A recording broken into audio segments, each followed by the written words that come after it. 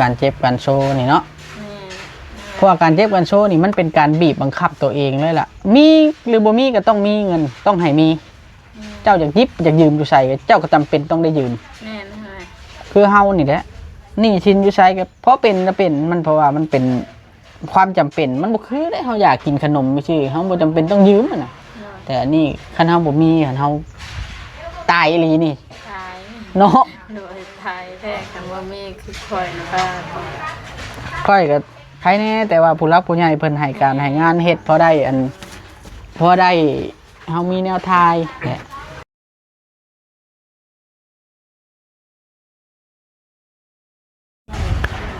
สบายดีพี่น้องเด้อสบายดีพี่น้องเนาะที่ทำมื้อนี้ก็เงียบเงาพี่น้องเนาะทีมงานยังมาบ่ฮอดมันยามเวียกพี่น้องยามเวียกยามการเอาเบาลิไทยคลิปนี้เบาลิก็สิได้นั่นละพี่น้องสิได้ไปซื้อแนวกินเมื่อให้อ้ายเนาะเมื่อสู่อ้ายกินเพราะว่า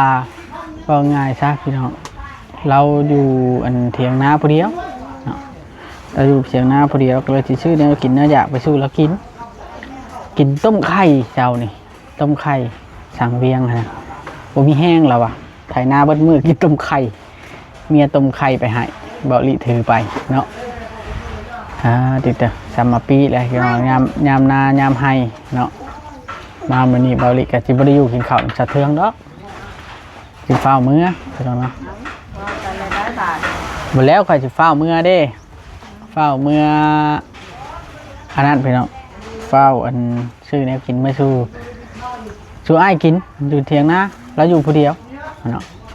กับอันยังบ่ได้มีแนวเฮ็ดดอกพี่น้องเฮือนชาวเทืองก็ได้มีแต่ว่าให้เราใช้ชีวิตปกติเราไปมีบ่อนรับจ้างก็ไปรับจ้างมี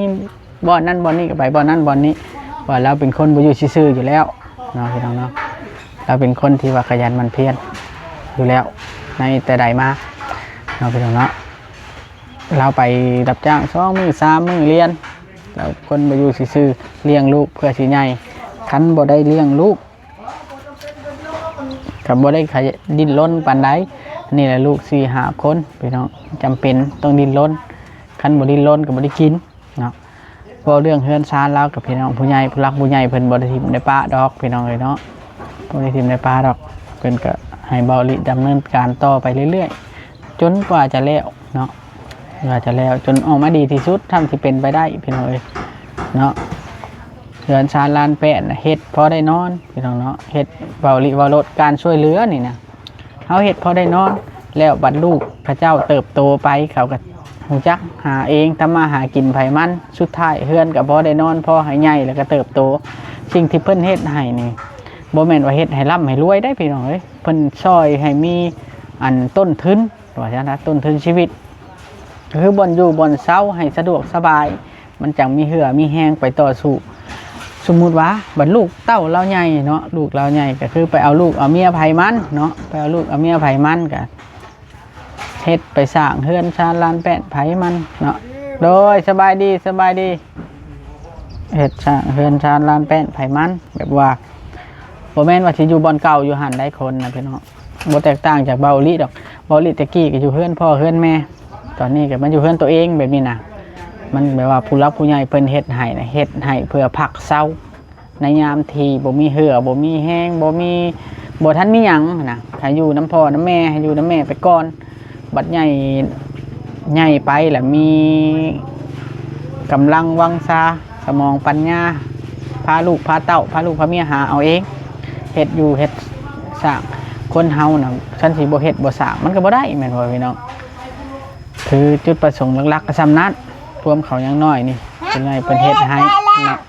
เป็นเฮ็ดให้พอได้อยู่ได้เศร้าตามนั่นแหละเนาะพี่น้องเอ้ยชาวเทืองเราก็น่าจะเข้าใจดีคือเบาลิเว้าอะไรพี่น้องเฮือนชานลานแป้นก็เป็นหม่องพักหม่องเศร้างามหรือบ่งามดีหรือบ่ดีก็แค่นี้มันผลบ่หัวใส่หัวแดดบ่ส่องหน้าเนาะเอ้าพี่น้องไปเบิ่งชาวเทืองเลยเราเฮ็ดหยังชาวเทืองเดี๋ยวนี้มีน้ำแข็งบ่ชาวเทืองเดี๋ยวนี้ซื้อน้ำแข็งใส่บ่เนาะเอาใจลายไปไผใส่เจ้าบ่แม่บ่โดยลูกโดยเจ้านั่นก็ลงกล้องอีกเนาะลงอีก นี่ลูกน้อยแล้วกับพี่น้องผู้น้อยชุดเหรอนี่ผู้ใหญ่ไปใช้เบิดผู้ใหญ่ เข้าไปในบ้าน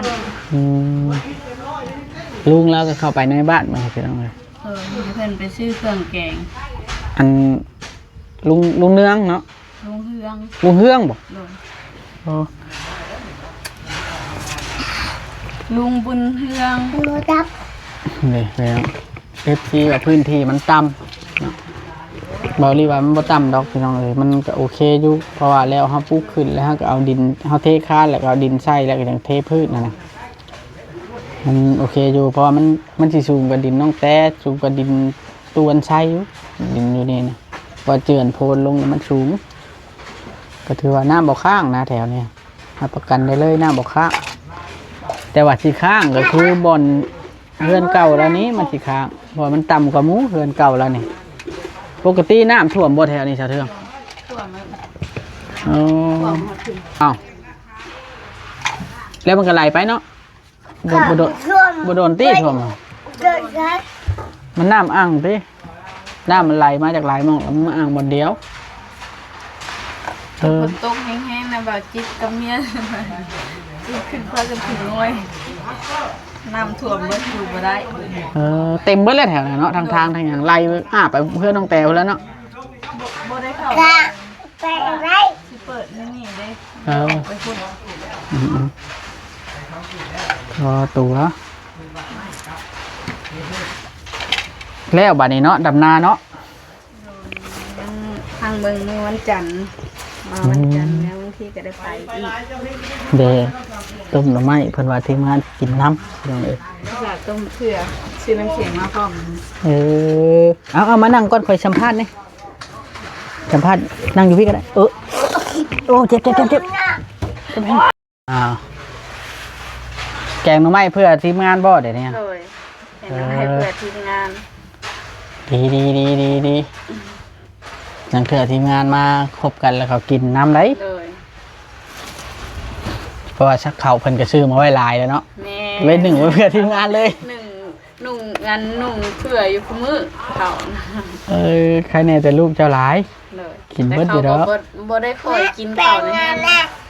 เดี๋ยวไปหันไปหนีเขาก็กินน้ำมูกไปไปเห็ดเวียกเห็ดงานซอยหมูกินน้ำเขาเป็นมา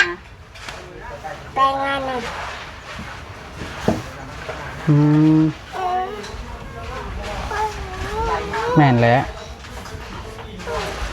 เห็ดอยู่เห็ดกินไว้ถาทีมงาน เลย หาหน่อไม้แต่เช้าบ่ ไปแต่เช้าแต่4:00 น แต่4 โมง เลยตื่นมาก็ข้างหม้อข้าวสุกแล้วก็ไป คันมีอันบ่อนจ้างบ่อนหยังก็คือนั่นเนาะ เลยมีบอลรับจ้างก็คือไปดำนาไปโลก้าอันนี้ ไปชั่วโมงเนาะเจ้าเนาะ ไปชั่วโมงนะบอลได้จ้างมันไปคันเราบ่ได้ไปก็เจอกับเขาเจ้าโทรมาให้ไปซ่าผมให้เขากันแล่นไปซ่าผมให้เขา ไปช่วยเขา ซ่าผมล่างหัวหักงานเบิดนะ เจ้าเคยเห็ดบ่ ฮะ เจ้าเคยเห็ดบ่ เคยอยู่ จะได้จังเห็ดบ่ด้านนั้น หึ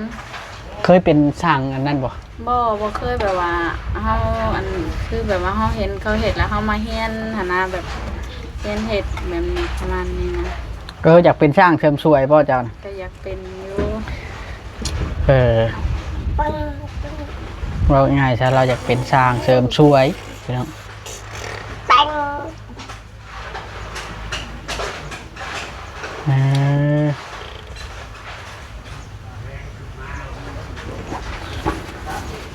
จะเคยความฝันจะบ่นะ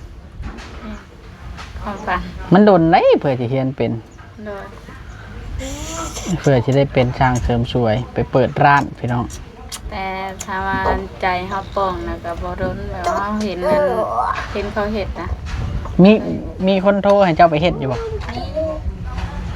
ไปรับจ้างบ่ แม่น แปลว่าเพิ่นก็ให้เนาะ แม่นเพิ่นจะให้หัว1 20 30 4 50ประมาณนี้ โอ้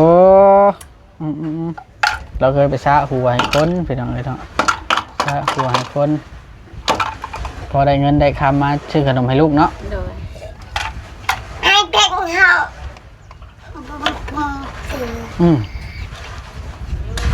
ธรรมดาแล้ว มันบ่มีแนวเฮ็ดเด้ โดย ถ้าข่อยก็จักบ่ทันจักแนวถ่ายดอกมีแต่ว่ามื้ออื่นน่ะมันสิมาถ่ายไอ้ดินบล็อกแล้วก็อันนั้นค่อยถ่าไปเพราะว่าเฮาซื้อเครื่องมาโฮมไว้ตามผู้หลักผู้ใหญ่เพิ่นบอกคือเก่าเด้ โดย เนาะก็เฮ็ดไป นะ แต่ว่าอยากตั้งเสาก่อนพรรษานี่มันเข้าพรรษานี่อันนั้นบ่เท่าไหร่ ดินนี่ อยากตั้งเสาก่อนพรรษาเพิ่นว่านะตั้งได้กันได้ตั้งเสาก่อนพรรษาแล้วเฮ็ดต่อได้ เพราะว่าเข้าพรรษาแล้วนี่มันสิเนี่ยบ่อนตั้งเสาตั้งหยังอะนะมันสิบ่ได้เฮ็ดเนาะแม่นว่าเพิ่นถือเด้เพิ่นว่าว่านะ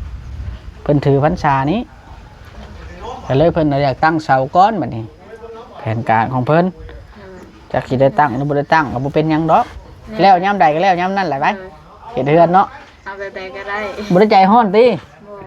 โอ้ดีมันเป็นใจฮ้อน แล้วยามใดยามนั้นแล้วคะแนนเครื่องมากองไว้นะเฮาก็ดีใจแล้วล่ะเนาะ โดย คะแนนมีเครื่องของไว้กองไว้บ่แม่นว่าสิรีบดอกเพราะว่าเฮือนก็มีอยู่เด้ โดยแบบใดก็อยู่ได้เพิ่นน่ะ เพราะเฮือนเจ้านี่มันก็ยังคักอยู่เนาะแบบนี้พวกเสาพวกหยังมาก็สิเคลียร์พื้นที่ไว้เอ็นกระล่างเฮือนนี่ก็ได้ติเนาะ ได้ เสา12ต้นเพราะว่าเขากบแล้วนะเฮาบ่อยากปาทั่วที โดย เฮาเอาไม้มาห้องขึ้นแล้วก็ติงกันขึ้นซ้อนกัน โดย มันบ่อยากปลาทั่วที่เลย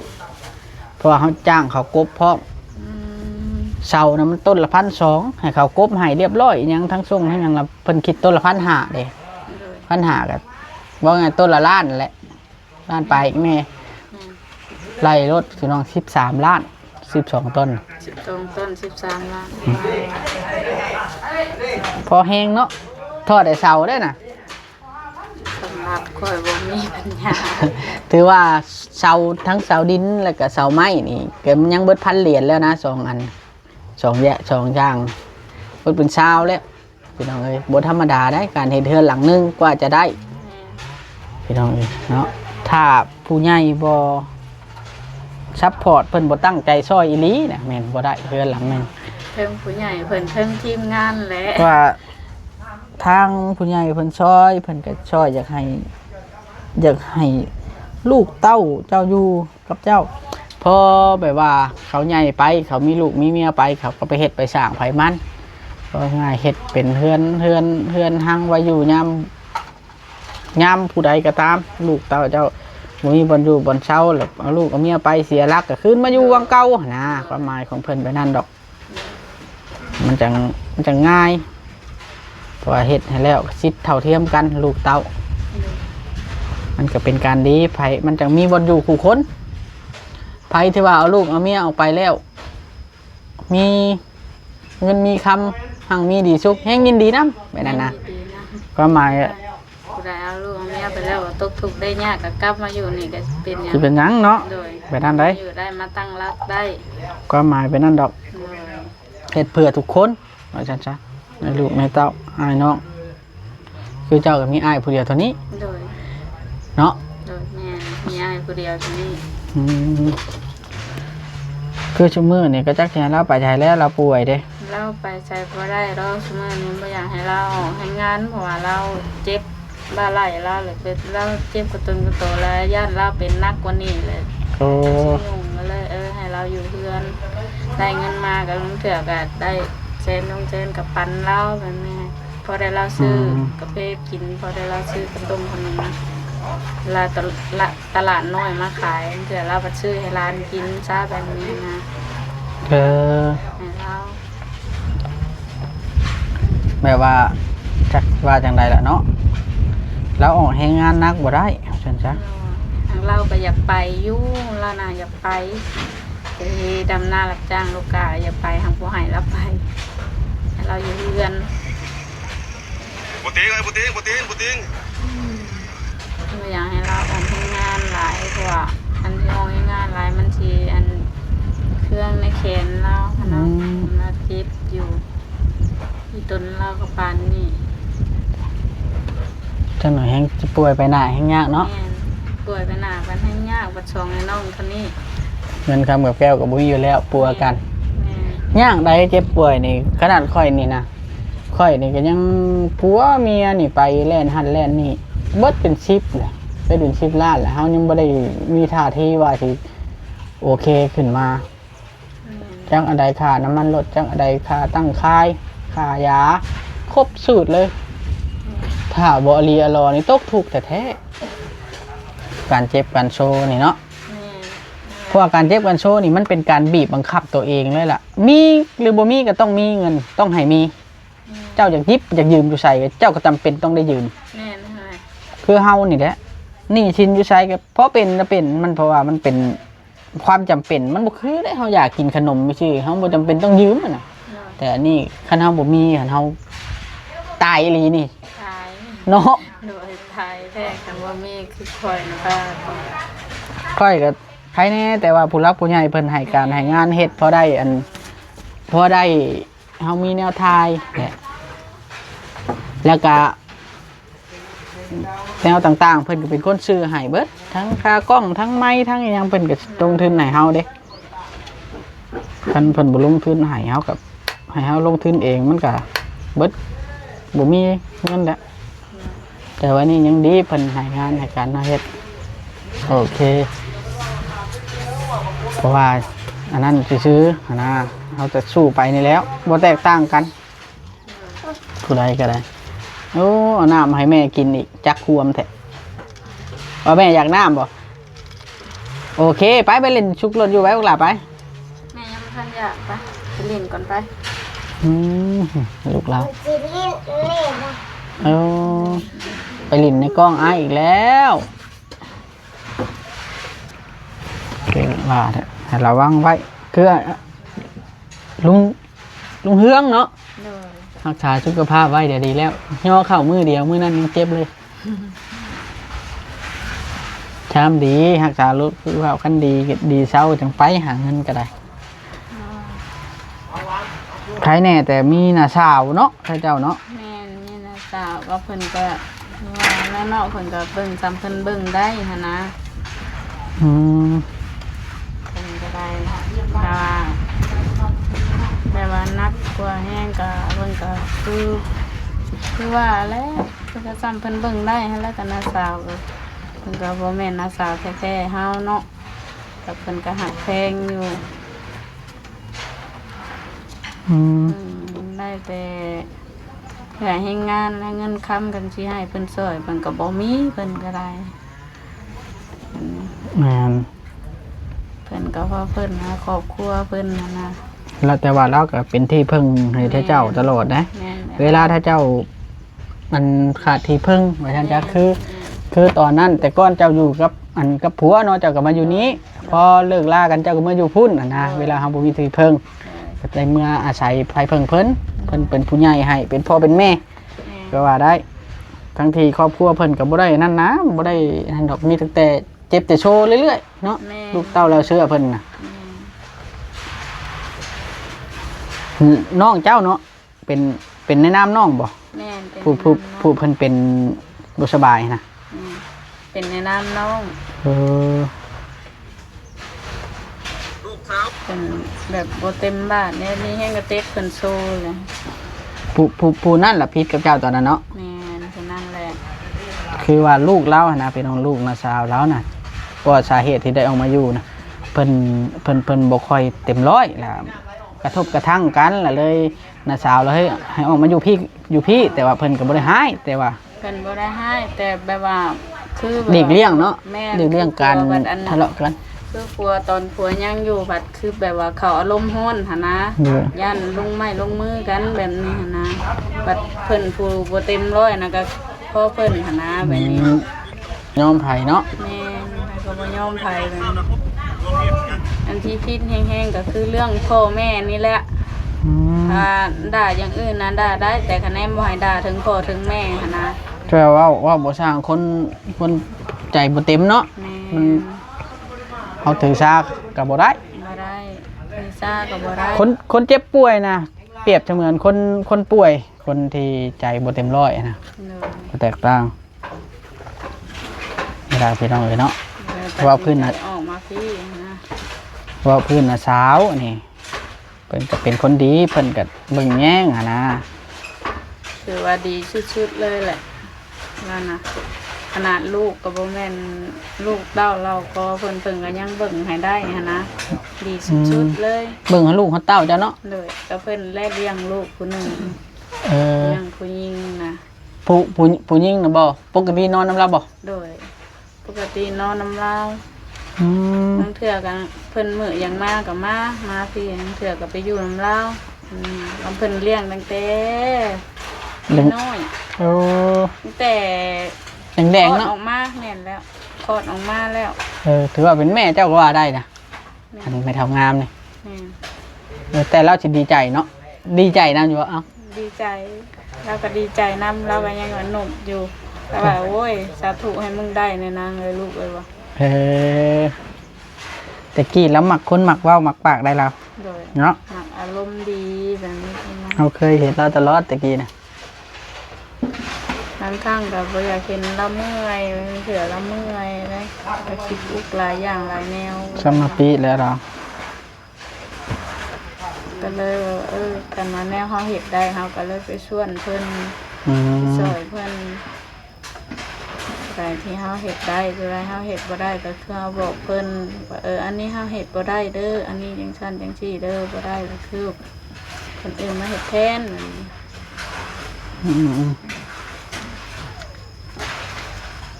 เออเดี๋ยวสิไปเอาท่อนั้นก่อนสิบอกมึงแต่ว่าสิเอาท่อเด้อเพอท่อของเขาตัวนั้นนะก็คือป้าไว้เขาก็ได้ใส่เข็มมาต่อท่อน้ำนี่เป็นยังเนาะมันถิ่มอยู่แล้ว เอาแล้วแหละ บอกเราเสียถอดอันเด้บ่ได้ถอดเอา ก่อนเอา แค่มันถิ่มไปชื่อได้น่ะ มาทิ่มซื่อๆได้ ตัวใดมันนั่นที่ถอดไว้แล้วมือเอารถใหญ่มาสิเอาแล้วมือเอารถใหญ่มาสิถอดแล้วเอาเล็กลานตัดเอาตัวใดมันนั่นแค่มันสิทิ่มถอดแต่ข่อยแต่โดนแล้วมันพอเขาก็บ่ได้ใส่หยังหั้นน่ะบ่นุ่งเสื้อจักเทื่อพวกนี้โอ้ยจานบอยบ่นุ่งเสื้อจักเทื่อ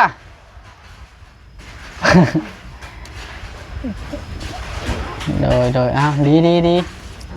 จู่ไปชาวเทิงเลยยังบ่ทันได้นั่นยังบ่ได้ทึกคืบหน้าดอกมีแต่ว่าถ้าให้ช่างเบี้ยงดำให้ดำหน้าแล้วพุ่นแหล้ว เลย ช่างแต่ละคนก็ค่าดำหน้า เล่นเนาะยามเวี ค ย น กยามงานยามอยากยามหน้าเป็นปกติเพิ่น คน ยามหน้า คนผู้เดียวเด้แล้วนะ แม่น คนผู้เดียวไถหน้าก็ไถผู้เดียวว่าข่อยก็อยากไปซอยแล้วอยู่มันน่ะอุ้ยแต่มันลุ่มมาตุ้ยข่อยก็ได้ จำหน้าวิดหลัง แม่นหลายเรื่องหลายแนว เออ บ่ได้พ่อสิได้ไปซอยเพิ่นพอได้หาอยู่หากินให้เพิ่นชื่อเป๊ปช็อกเป๊ปซี่ให้เพิ่นนี่แหละพอมีเหือมีแห้งเอาโอเคบัดนี้เฮ็ดเวียกจังโลดเด้อสบายดีโดย